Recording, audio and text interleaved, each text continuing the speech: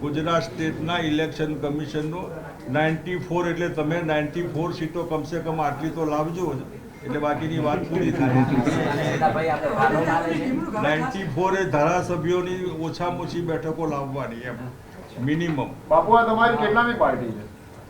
મારી કોઈ પાર્ટી નથી. કોંગ્રેસ બીજેપી સિવાય એકે પાર્ટી નહીં, એક પણ પાર્ટી નહીં, આ પાર્ટીમાં તમારે એક પણ પાર્ટી નહીં. આ પાર્ટીમાં હજી હું મેમ્બર નથી થયો. અને બીજી કોઈ પાર્ટીમાં પહેલા બીજેપી પછી કોંગ્રેસ, એના સિવાય એક પણ નહીં. કે ભૂલથી કોઈના ધ્યાનમાં હોય તો મારું ધ્યાન ના, એનસીપી પવાર સાહેબને હાજરીમાં બધું ત્યાં આપી દીધું. પાછું પ્રફુલ્લ પટેલે જે ફૂટી ગયા 65 થી, એ વખતે ફૂટેલા હતા. રાજમાં મસ્ત થઈ ગયું, કોંગ્રેસમાં મસ્ત થઈ ગયું, કોંગ્રેસમાં મસ્ત થઈ ગયું, પાર્ટી બધે મસ્ત થઈ ગઈ, એક થઈ ગયું. બાપુ તમારો રોલ શું આ પાર્ટીમાં? મેઇન રોલ છે નાખો, તમને નથી દેખાતો? અને સમજાવો કે મતદારોની ઓથોરિટી તમે ક્યાંથી લીધી? ત્યાં કોઈએ પણ કોઈના કહેવાથી કોઈના મત તૂટતા નથી હોતા. 22માં નહીં લડ્યા, કોને મત તોડ્યા? આપણે ક્યાં હતા? એક માનસિક હોય છે કે આનાથી આ તૂટે, આનાથી ના તૂટે. અને કમસે કમ પાર્ટીમાં આમથી આમ તમે કંઈ લેવા ગયા, તમારી લાલચ હતી ત્યાં ગયા. બીજેપી છોડી ત્યારે એનો સૂર્ય મધ્યાહને હતો, અને કોંગ્રેસમાં સરકાર બનવાની હતી ત્યારે જે કંઈ ડિફરન્સીસ હતા એ વખતે છોડી, બીજો કંઈ લાભ નથી લીધો. આમથી આમનો મતલબ કે તમે આમ લાલચ માટે ગયા. ચિમન પટેલનું જનતા દળ હતું એ સક્સેસ થયું હતું, સ્વતંત્ર પાર્ટી એ સક્સેસ થઈ હતી. દરેકમાં કંઈ હોય તો સક્સેસ, શોર્ટકટ હોય તો સક્સેસ ન. એક કલ્પના છે બધી. આ ગુજરાત જનતા પરિષદનું નામ સાંભળેલું? મા ગુજરાત જનતા પરિષદ નામ સાંભળેલું? મેઇન પાર્ટી હતી, સ્વતંત્ર પાર્ટી, સંસ્થા કોંગ્રેસ. ક્યાં છે અત્યારે? રે ચાલ્યા કરવાનું. આની આ ઠેકો આપણે નથી લીધો. Let people to decide. લોકો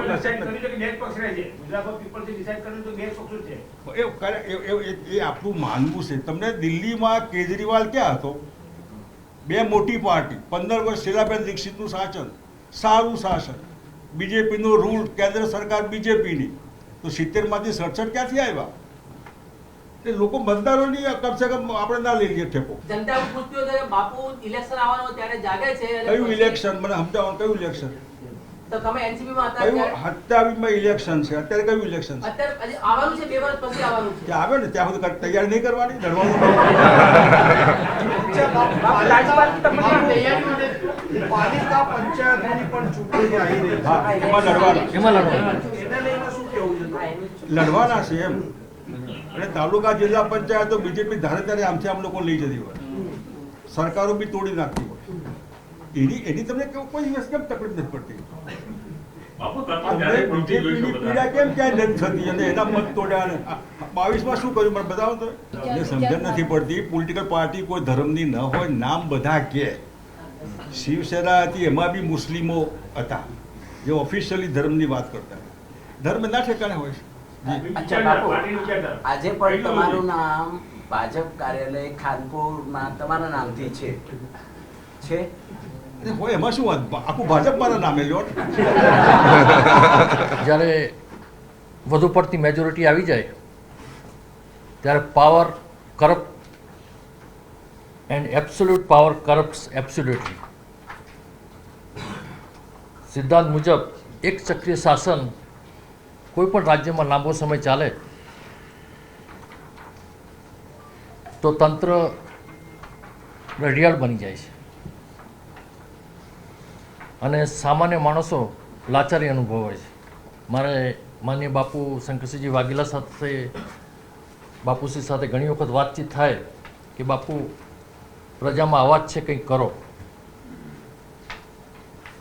બાપુ કહેતા હતા ટાઈમ આવશે ત્યારે જોઈશું. અને બાપુના મોઢેથી હું કાયમ સાંભળતો કે આ ગુજરાતમાં સરકાર જેવું કશું છે નહીં, ફક્ત ને ફક્ત અધિકારીઓનું રાજ છે.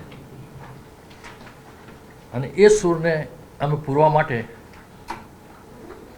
આજે આ જે રાજકીય પક્ષ ઊભો કર્યો છે. બીજું ખાસ કે ગુજરાતમાં ભાજપની સરકાર, ફરિયાદો પણ એટલી સામે છે, અને કામ કોઈના થતા નથી. દુઃખ સાથે કહેવું પડે છે કે વિરોધ પક્ષના કોંગ્રેસના ધારાસભ્યો જે પાર્ટી છોડી પ્રજાને પૂછ્યા વગર, તમે પ્રજાના પ્રતિનિધિ છો, પ્રજાને પૂછીને કોઈ બી પગલું લેવાનું હોય છે, એ પૂછ્યા વગર તમે જ્યારે પાર્ટી બદલો ત્યારે રાજકીય પ્રશ્નો અને સામાજિક પ્રશ્નો બંને અટવાઈ જાય છે. અને પ્રજાના માટે જ મારા પૂર્વજ પણ જે રોયલ ફેમિલી છે, ગુજરાતની રાજવી પરિવાર હતા, એમને એમનું જીવન પ્રજા માટે જ આપ્યું છે. આજની તારીખમાં જેમ કે આદિવાસી, પણ હું આદિવાસીની મારા ગરાસિયા ભાઈઓની વાત કરું છું. આજે અમે મારા ગરાસિયા ભાઈઓ સાથે જોડાયેલા છીએ.